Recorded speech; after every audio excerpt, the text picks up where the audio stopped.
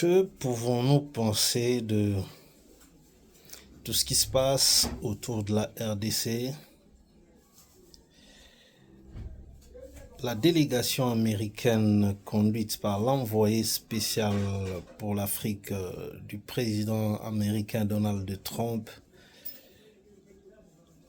qui avait évidemment un agenda sur différents pays dans la région des Grands Lacs, et qui a commencé par Kinshasa et plus tard il passe par le Rwanda pour boucler ainsi son agenda. En ce qui concerne nous la RDC et le Rwanda, avec qui on est véritablement en conflit sanguinaire depuis plus de 30 ans, beaucoup de questions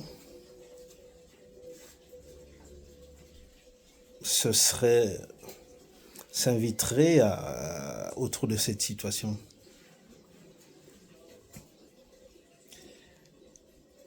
Il passe à Kinshasa comme éclair et il va au Rwanda, il développe un agenda de plusieurs activités, parmi lesquelles on a eu à constater que l'envoyé spécial de Trump est descendu même sur terrain, dans des carrières, dans des sites miniers au Rwanda. Il a été visiter même le champ de cantonnement où sont hébergés les présumés FDLR. On le dit parce qu'on ne sait pas exactement s'ils en sont véritablement FDLR ou c'est... Mais qu'à cela ne tienne. Du point de vue activité, sinon agenda, il y a lieu de constater que à Kinshasa, ça a été comme un passage juste dans les quatre murs. Mais à Kigali, le monsieur et sa délégation sont allés au-delà des bureaux pour aller s'enquérir des situations. Donc, les deux agendas nous poussent à croire que sa venue en RDC n'a pas été suffisamment mûrie par la partie congolaise pour essayer d'exploiter cette opportunité à fond au regard de cette guerre qui nous est injustement imposée. Donc, il n'y a pas eu des idées, il n'y a pas eu vraiment un plan bien ficelé pour chapitrer suffisamment ces visiteurs-là. Alors que chez le voisin, il s'était préparé conséquemment sur cette voie-là pour évidemment se défendre en quelque sorte. Parce que si on essaie un peu de constater, de regarder minutieusement et de chercher à comprendre pourquoi Kagame a eu à développer un tel agenda et amener l'envoyé spécial de Donald Trump, même dans des mines où il devrait lui présenter la production de certains minéraux, est-ce pour dire que, regardez, tout ce qui vient du Rwanda ne vient pas de la RDC. Ce sont nos mines à nous, des mines rwandaises. Là, je suis en train de pénétrer ce que devrait être, à mon avis, les pensées ou les stratégies de Paul Kagame. Alors que chez nous, ça a été comme un passage éclair. Le tout s'est renfermé, s'est terminé dans les quatre murs. Et peut-être, donc, il n'est reparti qu'avec des explications verbales. Mais de l'autre côté, on part des bureaux pour aller sur terrain aller dans le cantonnement et on peut constater que Kagame joue avec les trois cordes pour dire voilà, on m'accuse, et vous me blâmez, vous me sanctionnez, vous menacez de tout, de sanctionner même les minerais qui seraient venus du Rwanda alors que ça ne vient pas du sang. Allons sur terrain que vous visitiez vous-même nos mines.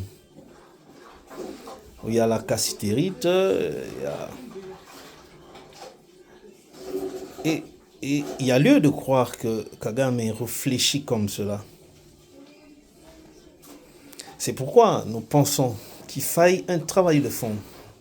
Le président de la République devrait franchement convoquer tous nos ambassadeurs qui sont dans différents pays pour une séance directe, lui, bien sûr, sous la coordination de Madame la ministre des Affaires étrangères, parce qu'apparemment nos ambassadeurs ne sont pas en mesure d'avoir ne serait-ce que quelques brins de renseignements sur ce qui se passe ou les politiques des différents pays, notamment les grandes puissances, sur la RDC par rapport à ce conflit. Pourquoi j'évoque cela? Regardez, il n'y a pas longtemps, on a vécu un scandale ici. Ronnie Jackson qui vient, et puis on se rend compte, après un communiqué de la présidence congolaise, lui donnant la qualité d'un envoyé de Donald Trump. Alors, à ce niveau-là, Ronnie Jackson, pour venir en RDC, sûrement, il a sollicité et obtenu un visa d'entrée et de surcroît un visa diplomatique, parce que c'est un député américain. Et dans les formulaires, dans les formalités pour la demande d'un visa, quel a été le motif qu'il a mentionné pour que notre ambassadeur, celui de la RDC aux États-Unis, lui accorde le visa? Est-ce que notre ambassadeur avait-il eu le temps de comprendre que c'est un voyage privé? Ou parce que c'est lui qui devrait informer le président de la République, ou sinon la ministre des Affaires étrangères qui est leur chef direct, que voilà, il y a tel diplomate ici aux États-Unis qui tient à venir, si c'est une mission officielle ou privée. Cela n'a pas été le cas. Et quand maintenant l'envoyé spécial de Trump arrive, quels sont les renseignements que le même ambassadeur de la RDC aux États-Unis, parce qu'il était censé déjà faire un service d'avant-gardiste, qui est celui-là, le service de renseignement. Parce que c'est ça aussi le travail de toutes les ambassades dans tous les pays. Pour informer le président que voilà, il y a une délégation américaine chapeautée par l'envoyé spécial de Donald Trump pour l'Afrique qui passera par chez nous avec un agenda qui s'étend dans la région des Grands Lacs. Mais à ce que je sache, regardez, ayez un agenda sur place pour parler avec lui et lui présenter tel fait, de manière à ce que quand il ira dans les pays voisins, surtout ceux avec qui on est en conflit, notamment le Rwanda et les autres qui se cachent derrière le Rwanda, donc Kenya et les autres, qu'ils soient suffisamment informés des faits, lesquels ne seront pas aussi facilement balayés par Paul Kagame, puisqu'il s'agit bien de lui. Apparemment, il n'y a aucun travail dans ce sens-là. Donc, nos ambassadeurs ne font pas un travail loyal, c'est-à-dire le travail qui est le leur. On reçoit des si grandes personnalités, de si hautes factures, mais il n'y a pas un agenda conséquent, suffisamment mûri pour le besoin de la cause. Mais quand il va à Kigali, il va même dans leur histoire là de génocide. Donc, c'est-à-dire, eux, ils se préparent à l'avance. Ils se disent, voilà, comme nous sommes en guerre médiatique, guerre diplomatique, guerre militaire avec la RDC, et qu'on nous accuse de tous les maux, on nous accuse de tout ceci, nous devons suffisamment avoir des plans, des stratégies pour court-circuiter et tenter de se laver de cela.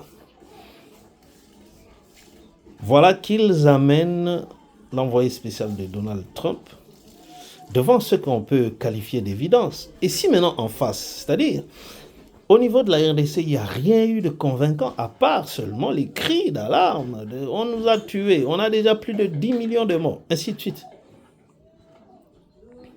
Le Rwanda nous a envahis. C'est lui qui soutient les M23. Eh bien, c'est facile de le dire.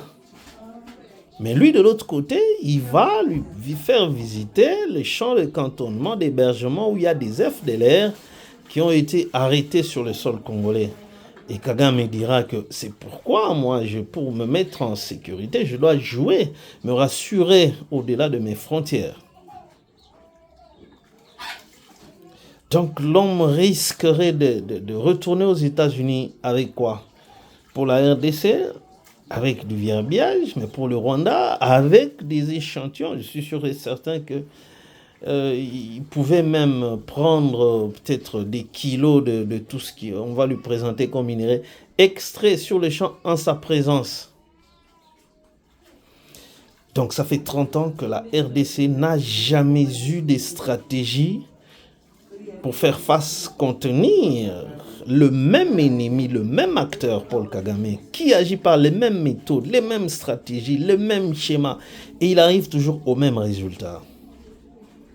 Nous, on ne doit que compter sur les sanctions et consorts. Mais quelles sont les stratégies que nous mettons en place qu'à l'occasion comme ça, nous devons être en mesure de bien chapitrer ceux qui viennent vers nous?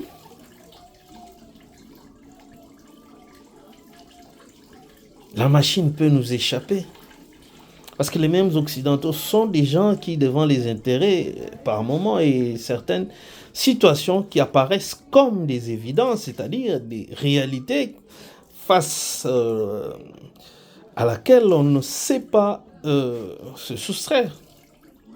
Parce que quand on amène quelqu'un dans des mines, on lui dit, mais ici, nous sommes dans nos carrières. Voilà les travaux qui se font. On extrait pour vous ici 10 kilos que vous devez ramener là-bas pour aller dire exactement, voilà la cassiterite ici. Ce sont de mes mains. On a exploité. Voilà les vidéos. C'est sorti en ma présence. C'est bel et bien, ça vient du Rwanda. Ça va étouffer tout ce qu'on vole ici en RDC, qui, en principe, devrait être estampillé à raison de minerais de sang. Mais ça risque d'être maintenant sujet à discussion. Donc il faudrait que nos ambassades, nos ambassadeurs fassent du travail au besoin. Il faut qu'il y ait des attachés militaires qui maîtrisent bien l'organisation des renseignements dans ces pays-là, pour comprendre vraiment, dans le minimum vital nécessaire, ce qui se passe par rapport à l'égard de la RDC dans ces grands pays-là. La France, la Belgique, les États-Unis, l'Allemagne. Donc, il faut des experts en renseignement qui soient là-bas nommés comme des attachés militaires dans nos différentes ambassades. Sinon, mais quel est alors le rôle? Ici à Kinshasa, les ambassades ici des États-Unis et consorts ont engagé des citoyens congolais qui font le travail de monitoring pour eux et qui font chaque jour des bulletins d'information par rapport à tout ce qui se passe. Mais et alors, là-bas, ailleurs, quels sont les signaux, quels sont les câbles, quelles sont les informations qui joueraient à la composition d'un agenda à l'occasion, à la venue de si hautes personnalités. Apparemment, la RDC n'a pas su exploiter cette opportunité. Quant à la venue de l'envoyé spécial de Trump, on doit beaucoup réfléchir que de perdre du temps dans des balivernes, consultations, débats de ceci, débats de ça, et la nation totalement en déliquescence. Que Dieu assiste la RDC.